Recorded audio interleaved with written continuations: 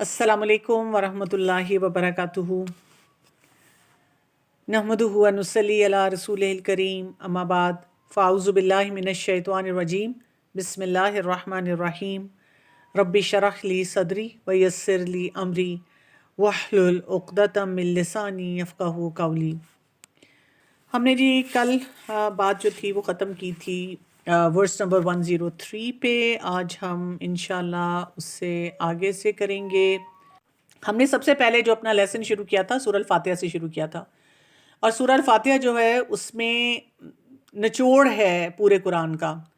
तो ये मैंने कहा था कि हमने जब सूरह अल-फातिहा पढ़ ली है और उसको समझ लिया है, तो कुरान पढ़ते हुए मैं इसलिए हर दफ़ा उसको प्ले करती हूँ ताकि आपको ये बात याद रहे कि एक तो ये कि हमने अल्लाह का शुक्र अदा करना है। फिर उसके बाद जब हम कहते हैं अल्लाह अल्लाह रहमान रहीम है, तो इसका मतलब है जो कुछ भी हम पढ़ रहे हैं, अहकामात आ रहे हैं, कोई भी बात आ रही है, उसमें भी अल्लाह की रहमत है। ये कि अल्लाह ताला मालिक यौमिद्दीन है, जो भी फ़ैसले होंगे सज़ा जज़ा के वो अल्लाह ने करने हैं।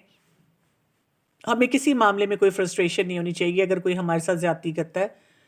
और फिर ये कि हमने अल्लाह की इबादत करनी है, अल्लाह से ही मदद मांगनी है। ये हम बार बार रिमाइंडर अपने आप को देते हैं। और जब हम दुआ मांगते हैं इहदिनस सिरातल मुस्तकीम, मुझे सीधा रास्ता चाहिए, तो अल्लाह ताला चाहते हैं पूरा कुरान पढ़ें।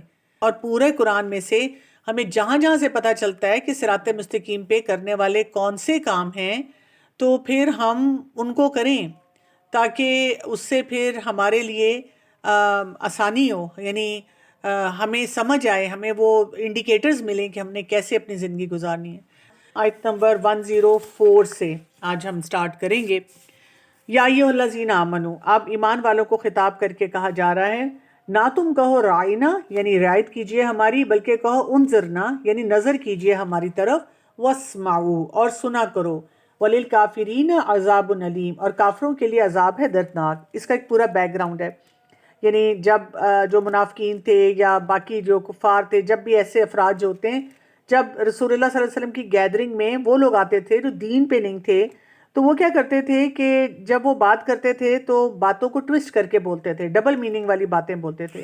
इब्रानी ज़ुबान में राइना का मतलब होता है अहमक। तो वो इस तरह से बात करते थे। अब ये तरीका तो दुरुस्त नहीं है कि कोई बात इस तरह की जाए। तो इस बात पे उनको कहा गया कि जब आपने यानी दीन की आपने बात आप सुन रहे हैं और जैसे रसूलुल्लाह सल्लल्लाहु अलैहि वसल्लम को सुन रहे हैं, तो एक अदब आदाब का तरीका बताया गया है कि आपने किस तरह बात करनी है। और इसीलिए कहा गया कि आप राइना ना कहें, क्योंकि उसका डबल मीनिंग है। आप जो बात करें क्लियर बात करें, उनजुर ना कहें। जैसे हम बोलते हैं कि आई बेग योर पार्टन, या हम कहते हैं एक्सक्यूज़ मी, मुझे बात समझ नहीं आई। और असल चीज़ क्या बताएगी, वस्माऊ, सुना करो। हमारी प्रॉब्लम क्या है, हम जब भी कहीं पे किसी एक्सपर्ट को सुनते हैं ना, हमारे दिमाग में अपने ही सवाल घूम रहे होते हैं और हमें कुछ पता नहीं चल रहा होता कि एक्सपर्ट हमें क्या बता रहा है। हम चाह रहे होते हैं कि बस मुझे मौका मिल जाए कि मैं जो मेरे दिमाग में बात है वो पूछ लूँ। सुनना जो है ना, ये आपको बहुत एक हाई लेवल पे ले जाता है। जब भी आप किसी के साथ इंटरेक्ट करते हैं या कोई मामला करते हैं, तो सुनने की आदत हमें होनी चाहिए। और हमारी प्रॉब्लम है हम सुनते नहीं हैं। और इसीलिए कहा गया है कि काफिरों के लिए दर्दनाक अजाब है। क्यों? इसलिए कि वो हर चीज़ में कोई ना कोई एक ट्विस्ट एंड टर्न निकाल लेते थे। आयत नंबर 105 में आ रहा है, नहीं चाहते वो जिन्होंने कुफर किया अहले किताब में से और ना ही मुश्रिकीन कि नाजिल की जाए तुम पर कोई खैर तुम्हारे रब की तरफ से। वल्लाहु यख्तस्सु बिरहमतिही मन यशा, और अल्लाह जिसके लिए चाहता है अपनी रहमत को खालिस कर लेता है। वल्लाहु दुल फजलिल अजीम, और अल्लाह ताला फजल वाला है बहुत बड़े। बहुत खूबसूरत आयत है। यानी चाहते जो भी अहले किताब हैं और मुशरिकीन हैं, अगर उनकी हो कि क्यों मुसलमानों में ये आखिरी नबी आ गए। अभी भी आप देखिए झगड़ा यही है हर तरफ कि मुसलमान जो हैं क्योंकि उनको ये एक क्रेडिट मिल गया है, तो किसी से ये बर्दाश्त नहीं हो रहा जितने अहले किताब हैं। हालांकि आप देखें लॉजिकली अगर हम कोई बात भी सोचते हैं, आपके पास अगर एक फ़ोन है और उसका कोई अपग्रेड आता है, तो लॉजिकली अगर आपके पास वो कैपेसिटी होती है, फ़ौरन उस अपग्रेड पे चले जाते हैं, आप उसको ख़रीद लेते हैं, उसको इस्तेमाल करना शुरू कर देते हैं। आप ये तो नहीं करते पुराने वर्जन पे, थके हुए वर्जन पे बैठे रहें। जो बैठता है थके हुए वर्जन पे वो खुद ही परेशान होता रहता है। तो अल्लाह ताला ने जैसे पहले जो दीन दिया, फिर उसके बाद वक्त गुजरने के साथ नई शरीयत आ गई, फिर और आ गई। और जब रसूलुल्लाह सल्लल्लाहु अलैहि वसल्लम को मबूस किया, तो फिर क्या कहा कि तमाम दुनिया के लोग जो हैं वो अब रसूलुल्लाह सल्लल्लाहु अलैहि वसल्लम को आखिरी नबी माने और जो वो बताते हैं, जिस तरीके से बताते हैं, उसके मुताबिक ज़िंदगी गुजारें। تو یہ بس کام کرنا تھا. اسی کا اپ گریڈڈ ورژن آیا لیکن وہ اس کو اڈاپٹ کرنے کے لیے تیار نہیں. ان سے برداشت نہیں ہو رہا کہ یہ خیر آپ کو کیوں ملی. اور یہاں پر یہ بہت امپورٹنٹ جہاں پہ جو بات ہے وہ کیا ہے، اللہ تعالیٰ جس کے لیے چاہتا ہے اپنی رحمت کو خاص کر دیتا ہے، اور اللہ تعالیٰ جس کے لیے چاہتا ہے اس پہ اپنا فضل کر دیتا ہے. یہ جو بات ہے نا، یہ ہم نے بہت اچھی طرح سے سمجھنی ہے. کیوں سمجھنی ہے؟ اس لیے کہ دیکھیں، جب ہم خاص طور پہ پریشان ہوتے ہیں نا، تو آپ دیکھیں ہمیں کوئی بتائے نا اس وقت کہ دیکھو اس میں بھی کوئی اللہ کی طرف سے خیر ہوگی، اور اللہ لوز یو، یا اللہ بڑا مہربان ہے، اور ہم اس وقت سخت تنگ پڑے ہوئے ہیں اپنے حالات سے، اپنے معاملات میں الجھے ہوئے ہیں، بہت ہارٹ بروکن ہیں، بہت پریشان ہیں، بہت سی چیزیں انہوں نے ہمیں الجھایا ہوا ہے. یعنی ہم اچھی زندگی گزارنا چاہتے ہیں، اللہ کی عبادت کرنا چاہتے ہیں، اور ہم نے اپنی زندگی میں بہت قربانیاں کی بھی ہوتی ہیں. اس وقت نہ ہمیں اللہ کا فضل نظر آتا ہے، نہ ہمیں اپنے رب کی کوئی رحمت نظر آتی ہے. جبکہ اللہ تعالیٰ کہتے ہیں کہ جس کے لیے اللہ تعالیٰ چاہے اپنی رحمت کو خاص کر لیتا ہے، اور جس کے اوپر چاہے اللہ اپنا فضل کر دیتا ہے. یہ ہمارے ساتھ کیوں ہوتا ہے کہ ہمیں اس وقت وہ بات بہت بری لگ رہی ہوتی ہے. میں نے آپ کے ساتھ پہلے بھی شیئر کیا تھا کہ جب بھی ہم پریشان ہوتے ہیں نا، چاہے وہ ڈپریشن کی شکل ہو، انزائٹی کی ہو، کسی قسم کا ٹراما ہو، آپ برن آؤٹ ہوئے ہوئے ہیں، آپ کو بہت ہیلپ لیسنس فیل ہو رہی ہے، آپ کو بہت سیلف پیٹی فیل ہو رہی ہے، تو جو ہمارا دماغ ہوتا ہے نا، اس وقت فوراً سروائیول موڈ میں چلا جاتا ہے. اور جب سروائیول موڈ میں جاتا ہے تو پھر کیا ہوتا ہے، 3 کام ہمارے دماغ جو ہے نا وہ ہمارے ساتھ کرنا شروع کر دیتا ہے. اسی لیے ہمارے لیے ہر چیز مشکل ہو جاتی ہے، اور اسی لیے پھر ہمیں اس وقت جب ہم دعاؤں کا سہارا لیں اور اللہ پہ توکل کرنا سیکھیں تو ہمارا دماغ اپنی جگہ پہ واپس آتا ہے. ایک تو یہ ہوتا ہے کہ ہماری جو تھاٹ پروسیس ہے نا، وہ بہت زیادہ تنگ ہو جاتی ہے. یعنی ہمیں کوئی اچھی بات نہیں سوج رہی ہوتی، ہر چیز میں ہمیں مسئلہ نظر آ رہا ہے. کوئی خیر کی بات بولے ہمیں وہ تنگی، عجیب سی اندر گھبراہٹ، گھٹن محسوس ہوتی ہے. دوسرا کیا ہوتا ہے کہ جو بھی پریشانی ہے نا، اگر وہ 10% ہے نا تو ہمارا دماغ ہمیں اس کو 50% پہ دکھاتا ہے. ایسے بتاتا ہے کہ جیسے پتہ نہیں کیا ہو گیا تمہارے ساتھ. اسی لیے آپ دیکھیں کئی دفعہ دوسرے لوگ جو ہیں وہ ہماری بات نہیں سمجھ رہے ہوتے، اور ہمیں اور غصہ آتا ہے. ہم کہتے ہیں یہ عجیب ہیں، ان کو کوئی ہمدردی نہیں ہے. ہم ایسے لوگوں سے ناراض ہونا شروع ہو جاتے ہیں، کیونکہ جب بھی وہ ہمیں خاص طور پہ یہی بتائیں کہ اللہ کی رحمت کی طرف دیکھو، اللہ بڑا مہربان ہے، اللہ تم پہ تمہارے لیے آسانیاں کرے گا.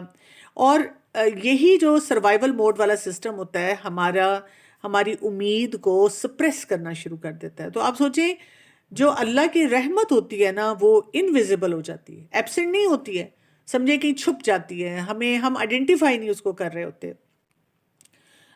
قرآن میں آتا ہے کہ جیسے انسان جب کسی مشکل میں ہوتا ہے، بھٹک جاتا ہے، تو اس کا سینہ تنگ ہو جاتا ہے. یجعل صدرہ ضیقا حرجا، سورہ الانعام کی آیت نمبر 125 میں اللہ تعالیٰ فرماتے ہیں کنسٹرکٹ ہو جاتا ہے، سفوکیشن کی فیلنگ ہونی شروع ہو جاتی ہے. اور ایسی سچویشن میں جب آپ کو سانس نہیں آ رہا اور کوئی آپ کو رحمتیں دکھا رہا ہے اللہ تعالیٰ کی طرف سے، یہ کیا ہے اور یہ واہ واہ واہ اور یہ آپ کو مل گیا، وہ نہیں پھر نظر آتا. لوگ پریشان رہنا شروع ہو جاتے ہیں. اسی طرح اگر آپ ڈپریسڈ ہیں کسی وجہ سے تو کیا ہوتا ہے کہ آپ وہ پلیئر کو محسوس ہی نہیں کر پاتے. آپ کے دماغ میں نیگیٹو سوچیں، نیگیٹو یہ جو کوگنیٹو بائس ہیں وہ چل رہے ہوتے ہیں. آپ ہوپ لیسنس میں، نا امیدی کی کیفیت میں اتنے جا چکے ہوتے ہیں کہ ہر چیز کو اپنی نظر سے الٹا ہی انٹرپریٹ کر رہے ہوتے ہیں. ایموشنلی آپ بہت نم ہو چکے ہوتے ہیں. اور اگر اس ٹائم پہ کوئی آپ کو کہتا ہے کہ اللہ کی رحمت کی طرف دیکھو، تو ہم کہتے ہیں ہمیں تو کوئی چیز محسوس نہیں ہوتی. اور جب ہم یہ سوچتے ہیں تو ہماری طبیعت اور خراب ہو جاتی ہے، کیونکہ اس وقت ہمیں یہ لگتا ہے کہ اچھا میں تو پھر کفر کر رہی ہوں، اور پھر ہمارا وہ جو پورا سسٹم ہے نا وہ اور زیادہ پریشانی میں چلا جاتا ہے. اسی طرح سے اگر آپ کو بہت زیادہ انزائٹی ہونی شروع ہو جاتی ہے تو اس میں بھی پھر ایسے ہی ہوتا ہے کہ ہمیں تھریٹس اتنے نظر آ رہے ہوتے ہیں، ہمیں تو ایسے لگ رہا ہوتا ہے کہ اللہ تعالیٰ مجھے آگے بھی سزا دے گا، میری زندگی میں کوئی چیز بھی ٹھیک نہیں ہوگی. اگر ہم نے کوئی ٹراما بہت زیادہ دیکھا ہو تو پھر ہم سب کانشیسلی یہ سوچتے ہیں کہ میں نے کیا کیا تھا، مجھے کیوں شروع سے اتنا نقصان ملا. جیسے کئی دفعہ دیکھیں چائلڈہڈ ٹراما ہوتا ہے کوئی، یا کوئی آپ کو چلتے پھرتے ایسی باتیں سنا جاتا ہے جو آپ ڈیزرو تو نہیں کرتے. لوگوں کو تو چاہیے کہ آپ کو انکریج کریں، لیکن ہمارے لوگوں کو یہ بھی نہیں چیز سمجھ آتی. اور اس ٹائم پہ ہم کیا کرتے ہیں، جب انٹلیکچولی اور ایموشنلی ہر طرف سے ہم سٹرگل کر رہے ہوتے ہیں، ہم جب سوچتے ہیں تو ہم کہتے ہیں کہ میری زندگی میں کچھ بھی نہیں ہے. اور اسی طرح جب ہیلپ لیسنس کے موڈ میں ہم چلے جائیں، یعنی آپ دیکھیں ہم نے بار بار کسی چیز کے لیے کوشش کی ہو، ہمیں کوئی چیز بہتر ہوتی نظر نہیں آ رہی ہوتی، اور ہمارا جو دماغ ہے اس نے یہ پیٹرن سیکھ لیا ہے کہ کچھ بھی فائدہ نہیں ہوگا، کوئی چیز بھی تمہاری زندگی میں ٹھیک نہیں ہو سکتی، اس وقت بھی ہمیں لگتا ہے اللہ کی رحمت ہوگی لیکن ان لوگوں کے لیے ہوگی، میرے تو سسٹم میں کہیں پہ بھی ایگزسٹ نہیں کرتی، مجھے تو اس کا کوئی فائدہ نہیں ہو رہا۔ سورہ زمر کی آیت نمبر 53 میں اللہ تعالیٰ فرماتے ہیں لا تقنطوا من رحمت اللہ، اللہ کی رحمت سے کبھی بھی مایوس نہ ہونا۔ تو جب ہم سٹک ہوتے ہیں تو ایسے لگتا ہے کہ مجھے ہر ایک نے ریجیکٹ کر دیا، اللہ نے بھی کر دیا، اللہ میری دعائیں نہیں سن رہا، اور میری کوئی چیز بھی نا اس میں کوئی بہتری کسی قسم کی نہیں آ رہی۔ تو سمجھے کہ جو ہماری کوگنیٹیو ڈسٹورشنز ہوتی ہیں نا، آل اور نان تھنکنگ ہوتی ہے، مائنڈ ریڈنگ ہوتی ہے، اس طرح کے جو پیٹرنز ہوتے ہیں، یہ کیا کرتے ہیں کہ ہمیں بس وہ رحمت اللہ کی دیکھنے نہیں دیتے، اور اسی لیے ہمارے لیے یہ بہت زیادہ پھر ایک مشکل سسٹم ہو جاتا ہے۔ اور اس کے لیے آپ کا جتنا آپ کا سیلف کیئر ماڈل سٹرونگ ہوتا جائے گا، آپ اپنی نیند پوری کریں گے، آپ اپنے ایموشنز کو پروسیس کریں گے، اور زیادہ ضرورت پڑے گی تو کوچنگ میں جائیں گے تو آپ دیکھیں گے کہ آپ کو پھر وہاں سے ہیلپ ملنا شروع ہو جاتی ہے۔ تو بڑے بڑے میریکلز نہ دیکھا کریں ایسے موقع پہ، تو ہم کہتے ہیں مائکرو ایویڈنس پریکٹس کرنی ہوتی ہے۔ یہ کیا طریقہ ہوتا ہے؟ چھوٹی چھوٹی باتیں سوچا کریں کہ اچھا کون سا ایسا نقصان ہے جس سے میں بچ گئی، اچھا کون سی ایسی چیز ہے جو ختم نہیں ہوئی ابھی تک ایگزسٹ کرتی ہے، یعنی کرائسس تو میری لائف میں اتنا بڑا آیا ہوا ہے لیکن یہ کیا چیز ہے جو میرے پاس موجود ہے، اور میں نے نا اس پورے کرائسس میں کیا سیکھا، میرے اندر کون سی اسٹرینتھ جو ہے نا وہ آ گئی، اور میں نے سبق کیا سیکھ لیا۔ اور دعائیں، بہت زیادہ دعائیں مانگنی، اللہ کی رحمت کی دعائیں جو ہیں ان کو خاص طور پہ مانگتے رہنا، بار بار مانگنا، اور جب ہم بار بار مانگتے ہیں تو پھر کیا ہوتا ہے وہاں سے ہماری وہ پوری جو ویژن ہوتی ہے نا وہ سٹرونگ ہونا شروع ہو جاتی ہے۔ تو اللہ تعالیٰ اپنی رحمت دیتا ہے جس کے لیے اللہ چاہتا ہے، تو ہم بنے نا وہ والے کام کرنے والے کہ اللہ ہمیں رحمت دے اور اللہ اپنا فضل بھی ہمیں دے۔ اور آپ دیکھیں کہ اگر ہم رسول اللہ صلی اللہ علیہ وسلم کے کانٹیکس میں دیکھیں تو یہاں پہ یہ بتایا جا رہا ہے کہ نبوت جو ہے وہ کوئی انٹائٹلمنٹ تو نہیں ہے کہ ابھی بنی اسرائیل کو پہلے مل رہی تھی تو اب بھی ان کو ملے گی، یہ تو اللہ کا فضل ہے، اللہ تعالیٰ جس کو چاہے وہ نواز دیتا ہے۔ پھر اس کے بعد ایک ٹیکنیکل بات بتائی جا رہی ہے، آیت نمبر 106 میں آ رہی ہے، اور اس میں یہ بتایا جا رہا ہے کہ جو بھی ہم منسوخ کرتے ہیں کوئی آیت یا ہم بھلوا دیتے ہیں اسے، ہم لے آتے ہیں بہتر اس سے یا اسی جیسی۔ قرآن پاک میں نا شروع میں اللہ تعالیٰ نے کچھ احکامات پہ کچھ آیات جو تھیں ان کو منسوخ بھی کیا تھا، یعنی شروع میں وہ کمانڈ آئی تھی اور پھر بعد میں اس کمانڈ کو جو ہے وہ ختم کر دیا گیا تھا، اور کچھ کو تو اس طرح سے تھا کہ وہاں سے رسول اللہ صلی اللہ علیہ وسلم نے خود اپنی زندگی میں ہٹوا دیا تھا کہ اب یہ والا کمانڈ ایگزسٹ نہیں کرتا، اور کچھ کے ساتھ یہ تھا کہ وہ آیات وہاں رہیں لیکن ان کا حکم جو ہے نا وہ بدل گیا۔ اور جب آپ پورا قرآن پڑھتے ہیں جہاں جہاں وہ آتی ہیں تو آپ کو تفاسیر میں لکھا ہوا ملتا ہے، آپ کو پتہ چلتا ہے۔ تو اللہ تعالیٰ کہتے ہیں کہ اللہ تعالیٰ اس سے بہتر چیز لے آتے ہیں۔ علم تعلم، کیا نہیں آپ نے جانا، ان اللہ علی کل شیء قدیر، کہ اللہ تعالیٰ ہر چیز پہ قدرت رکھنے والا ہے۔ آیت نمبر 107 اور 108، کیا نہیں آپ نے جانا کہ بے شک اللہ کے لیے ہی ہے بادشاہت آسمان اور زمین کی، اور نہیں تمہارے لیے سوائے اللہ کے کوئی بھی دوست اور نہ ہی کوئی مددگار۔ یعنی جب سب کچھ اللہ کا ہے تو ہمیں مدد بھی کہاں سے ملے گی؟ اللہ سے ملے گی۔ اچھا، اس کو کئی دفعہ کچھ لوگ غلط بھی استعمال کر لیتے ہیں، اور خاص طور پہ جب مینٹل ہیلتھ کا چیلنج ہوتا ہے نا اس میں بہت غلط استعمال کرتے ہیں۔ جب یہ پڑھ لیا نا وَمَا لَكُم مِّن دُونِ اللَّهِ مِّن وَلِيٍّ وَلَا نَصِيرٍ، کہ اللہ کے سوا کوئی مددگار نہیں ہے، تو وہ کیا سوچتے ہیں، مثلاً جی مینٹل ہیلتھ کا پرابلم ہے، وہ کہتے ہیں بس دعا پڑھو، نماز پڑھو اور خود ہی ٹھیک ہو جاؤ گے۔ یعنی اگر کسی کو بخار ہو یا کسی کے پیٹ میں درد ہو تو وہ تو ہم نہیں سوچتے، اس کو تو لے کر ہم ایمرجنسی میں بھاگتے ہیں، لیکن مینٹل ہیلتھ کا جو چیلنج آتا ہے جس میں کوئی تڑپ تڑپ کے کہہ رہا ہوتا ہے کہ مجھے ہیلپ چاہیے، مجھے ہیلپ چاہیے، ہم اسے ہیلپ نہیں دیتے، اور اس کے کتنے انڈیکیٹرز ہمارے سامنے آتے ہیں۔ تو اللہ تعالیٰ نے اس کے لیے بھی ہمارے لیے اسباب رکھے ہیں اور ہمیں طریقے بتائے ہیں اپنے علاج کے لیے، تو ہمیں اس علاج کی طرف جانا چاہیے اگر ہمیں ضرورت پڑتی ہے، ٹھیک ہے۔ ہاں ویسے ہر حال جب ہم بہت لونلی فیل کر رہے ہیں، آئسولیٹڈ فیل کر رہے ہیں، ایسے موقع پہ اس آیت کو ہم نے اس طرح سے لینا ہے کہ اگر کوئی بھی میری زندگی میں نہیں ہے، کوئی بھی مجھے امپورٹنس نہیں دیتا، وہ میرا رب ہے، وہ ولی ہے، وہ مددگار ہے، سب کچھ اسی کا ہے، وہ سب کچھ دینے پہ قادر ہے، اور میں اس کے ساتھ جتنا اپنا تعلق مضبوط کروں گی، سب خزانے تو اس کے پاس ہیں، اس کے لیے کیا مشکل ہے کہ وہ مجھے نہ دے۔ کیا تم چاہتے ہو کہ تم سوال کرو اپنے رسول سے؟ جیسا کہ سوال کیا موسیٰ علیہ السلام نے اس سے قبل، یہ بھی ہم نے پڑھا تھا، یہ آیت نمبر 108 ہے، گائے کے ذبح کرنے والا معاملہ تھا، اس میں جو انہوں نے سوال کیے تھے، وہ سوال کیوں تھے؟ یعنی سوال ناپسندیدہ تو نہیں ہوتے نا، لیکن سوال کے بارے میں کیوں بات کی جا رہی ہے کہ ذرا ہمیں ان اے وے وارن کیا جا رہا ہے کہ جو ہمارے سوال ہوتے ہیں ہم ذرا اپنے بارے میں خود سوچ لیا کریں کہ یہ جو میں سوال کر رہی ہوں اس کا فائدہ ہوگا یا سوال محض سوال باعث سوال ہے۔ اور ایک دفعہ پہلے بھی میں آپ سے ذکر کر چکی ہوں کہ میں نے اپنی زندگی میں نا ایک اصول رکھا ہے شروع سے، جب سے میں نے قرآن پڑھنا شروع کیا، کہ جب میرے ذہن میں کوئی سوال آتا ہے نا، مثلا نماز سے ریلیٹڈ آیا، تو میں اپنے آپ سے پہلے پوچھتی ہوں، مطلب میں نے یہ ایکچولی شروع سے ایسے ہی کیا ہے۔ میں نے جب شروع میں پڑھا تو اچھا نماز کے بارے میں اتنے سوال میرے ذہن میں آ رہے ہیں، مجھے اچھا نہیں لگا کہ میں جا کر بالکل بچوں کی طرح ایک ایک چیز پوچھوں، یہ کر لوں یہ نہ کروں، یہ ایسے کروں کیسے پڑھوں، یہ کیسے کرنا ہے۔ میں نے صرف جا کے اپنے استاد سے پوچھا کہ مجھے کوئی آپ نا نماز کے بارے میں بک بتا دیں گی، کوئی اتھینٹک بک جس کو پڑھ لینا چاہیے۔ اچھا انہوں نے مجھے کہا کہ یہ اقبال کیلانی صاحب کی جو سیریز ہے نا، یہ ویسے ساری سیریز آپ کے پاس ہونی چاہیے، نماز کے مسائل، انہوں نے کہا یہ آپ لے لیں اور اس کو پڑھیں۔ میں نے خود ہی وہ پڑھنا شروع کر دیا، میں پڑھتی رہی اور اس میں اتنی اچھی طرح یعنی لکھا ہوا ہے کیٹیگرائز کر کے کہ یہ کام ایسے کرنا ہے، یہ ایسے کرنا ہے، ساتھ قرآن اور حدیث سے دلیل بھی دی ہوئی ہے۔ اگر مجھے اس میں کوئی اکا دکا چیزیں نہیں سمجھ آئیں وہ میں نے ان سے پوچھ لی، انہوں نے مجھے جلدی سے بتا دی۔ اب میں کچھ اور سیکھنا چاہ رہی ہوں تو پھر مجھے مسئلہ ہوا تو میں نے کیا کیا، میں نے اس سے ریلیٹڈ کتاب لے لی۔ اچھا اگر کتاب میرے پاس نہیں یا کوئی ایسا مسئلہ ہے تو میں کیا کرتی ہوں، islamqa.com پہ جا کے پڑھتی ہوں۔ میں کوشش کرتی ہوں کہ میں اپنے دماغ کو کھلا رکھوں۔ جب ہم سوال برائے سوال کرتے ہیں نا تو پھر پتہ کیا ہو جاتا ہے ہمارا طریقہ، ہم مے بی یا تو جواب کو ایکسپیکٹ نہیں کر رہے ہوتے یا ہم وہ کام نہیں کرنا چاہتے۔ ایون جب کبھی کوچنگ میں بھی کوئی مجھ سے پوچھتا ہے کہ صبح مطلب جلدی ہی اٹھنا چاہیے تو میں کہتی ہوں آپ کا کیا خیال ہے؟ پھر وہ شرمندہ کہتی ہیں ہاں نہیں اٹھنا تو جلدی ہی چاہیے۔ تو پھر آپ کیا چاہ رہی تھیں کہ میں کہہ دوں نہیں آپ سوتی رہیں، آپ سلیپنگ بیوٹی ہی رہیں، کوئی شہزادہ آئے گا اور وہ آپ کو آ کے جگائے گا؟ تو ہمیں خود اندازہ ہونا چاہیے کہ ہم نے جب سوال پوچھا ہے تو میرا مطلب کیا ہے، واقعی جینوئنلی مجھے کوئی کنسرن ہے تو میں کروں۔ دیکھیں میں نے آپ لوگوں کو ایک دفعہ یہ اس پہ استخارے پہ دیا تھا اسائنمنٹ، میرے سے سوال پوچھا تھا کسی نے، تو میں نے کہا تھا سب پڑھ کے آئیں، سب پڑھیں، اوتھینٹک ریسورسز سے پڑھیں، تو آپ کو جواب مل گیا اور آپ لوگوں نے خود ہی مجھے وہ جواب بتایا۔ تو اس طرح اپنے آپ کو نا تھوڑا سا امپاور کریں کہ سوال بھی میں نے کون سے پوچھنے ہیں۔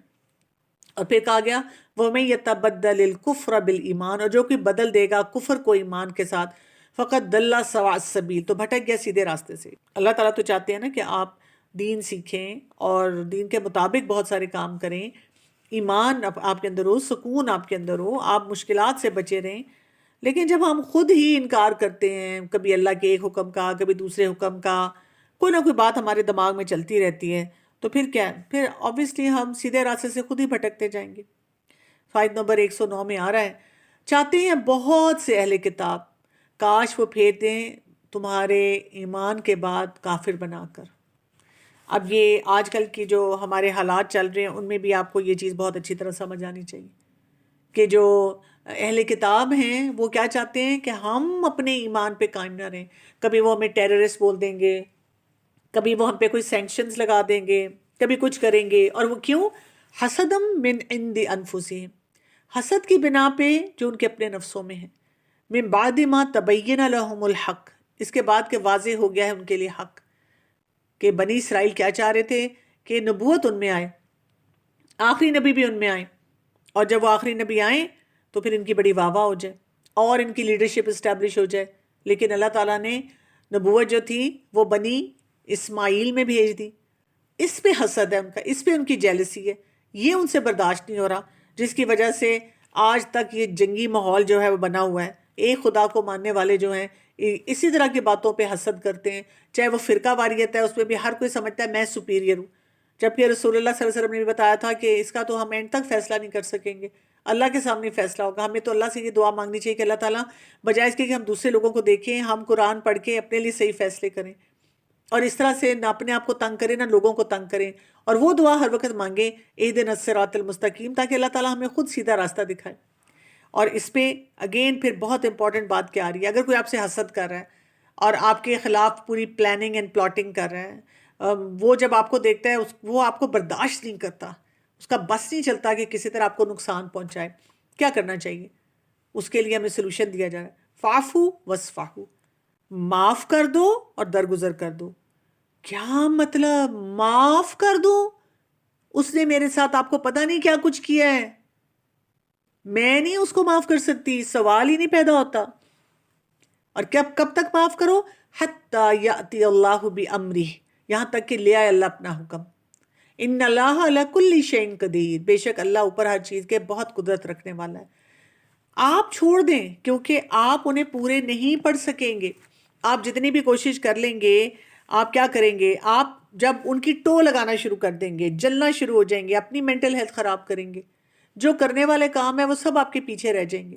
کبھی آپ کا دل ٹوٹا ہوگا، کبھی آپ کو ٹراما ہو رہا ہوگا، کبھی آپ سیلف پٹی میں جائیں گے، کبھی ڈپریشن ہو رہا ہوگا، کبھی انزائٹی ہو رہی گی، کبھی پینک اٹیک ہو رہا ہوگا.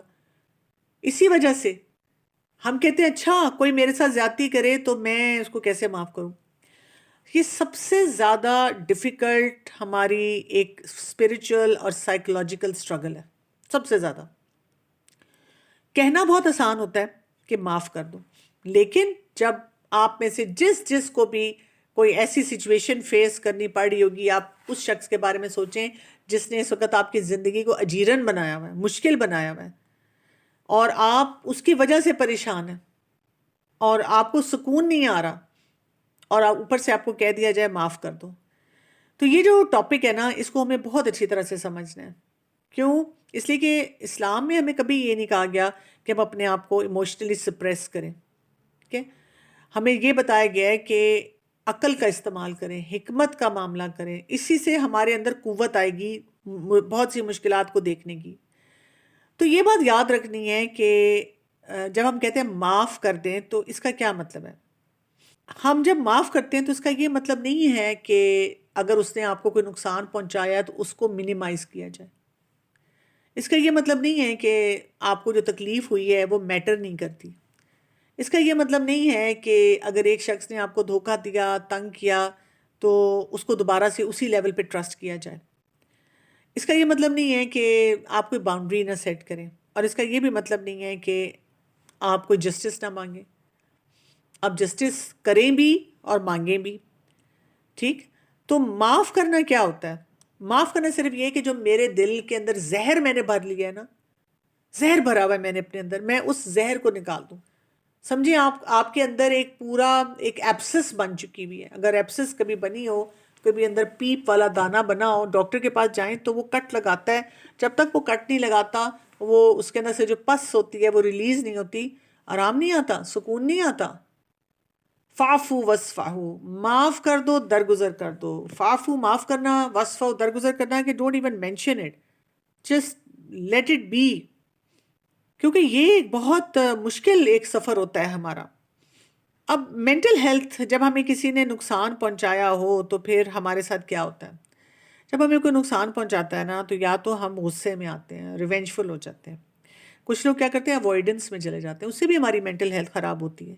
کچھ لوگ ہوتے ہیں نم ہو جاتے ہیں بالکل، اور ہمارے جسم میں سمجھیں ایک بٹریل جو ہوتا ہے نا وہ سٹور ہو جاتا ہے کہ کسی نے مجھے دھوکہ دیا، کسی نے میرا احساس نہیں کیا، اس شخص کو میری قدر نہیں آئی، میں نے اس کے لیے کتنی قربانیاں کیں. تو معاف کرنا جو ہوتا ہے نا، یہ ہم اس طرح نہیں کر سکتے کہ 2+2 کی کیلکولیشن جو ہماری زندگی میں مشکلات ہیں ان کے ساتھ کریں.